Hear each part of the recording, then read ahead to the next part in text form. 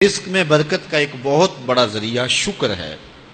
ارشاد فرمایا لَإِن شَكَرْتُمْ لَأَزِيدَنَّكُمْ، اگر تم شکر کرو گے وہ تمہیں اور زیادہ عطا کرے گا، اور اگر تم شکر نہیں کرو گے وَلَئِن كَفَرْتُمْ، کفران نعمت کرو گے، إِنَّ عَذَابِي لَشَدِيدٌ، تو پھر میرا عذاب بڑا سخت ہے۔ رزق کے اضافے کا ایک اور بہت بڑا سبب انفاق فی سبیل اللہ ہے۔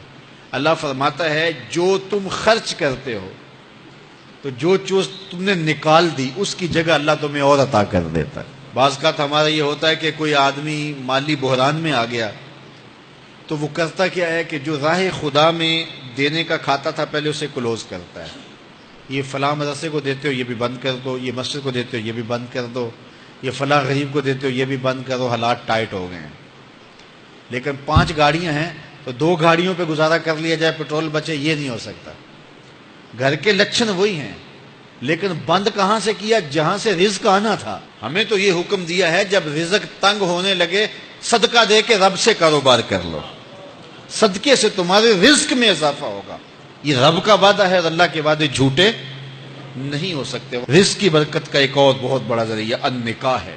فرمایا اگر تم نکاح کرو گے، تم فقیر ہو وہ تمہیں غنی کر دے گا۔ لوگ کہتے ہیں بچہ پیروں پہ کھڑا ہو لے تو پھر نکاح کریں گے، اللہ کہتا ہے تم نکاح کرو ہم پیروں پہ کھڑا کر دیں گے۔ ہمارا فلسفہ اپنا ہے، اس کا حکم اپنا ہے۔ وہ کہتا ہے ابھی تو یہ اپنے لیے نہیں کماتا تو جو آئے گی اس کو کہاں سے کھلائے گا؟ میاں جس نے آنا ہے اس نے اپنا رزق لے کے آنا ہے۔ تو بچوں کی شادیاں کرو، اگر وہ جوان ہو گئے رزق نصیب ہوگا۔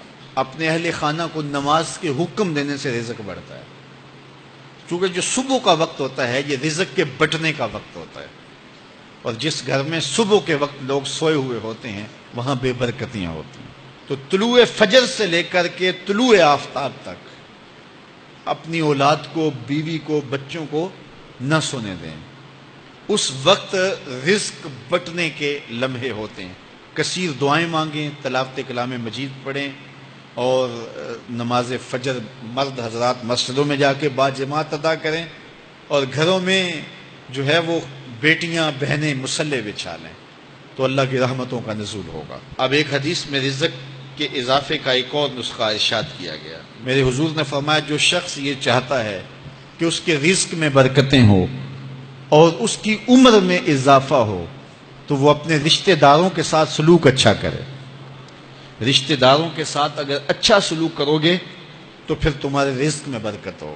غریب ہیں تو ان کی مدد کرو، ان کی بیٹیوں کی شادیاں اپنے ذمے لے لو اگر اللہ نے آپ کو وسعت دی ہے، ان کی پریشانیاں بانٹ لو، ان کا قرضہ ہے تو اتارنے کی کوشش کرو، ان کو مشکلات سے نکالنے کی کوشش کرو۔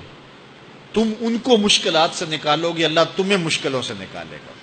تمہارے رزق میں بھی برکتیں ہوگی اور تمہارے مال میں بھی برکتیں ہوں گی۔ فرمایا بہتر صدقہ وہ ہے جو ناراض غریب رشتہ دار کو دیا جائے۔ اگر وہ پھنس گیا ہے، مجبور ہے، ناراض ہے، تو اس کو اگر دیں گے تمہارا نفس اس میں شامل نہیں ہوگا، تو یہ افضل صدقہ ہے جو ہر صورت میں قبول ہی قبول ہے۔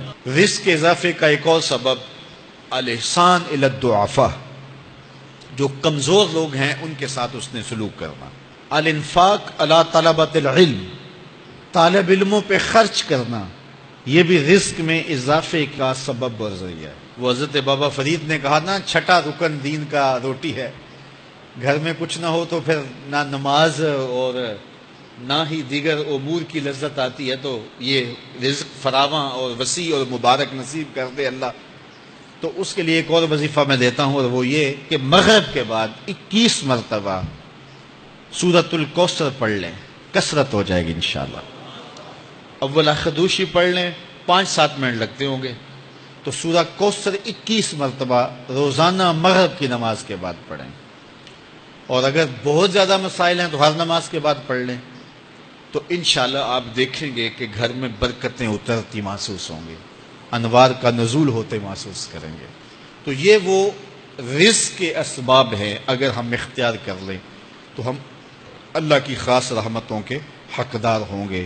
اللہ ہم سب کو رزق حلال، رزق وسیع، رزق سہل، رزق مبارک، رزق فراواں نصیب فرمائے۔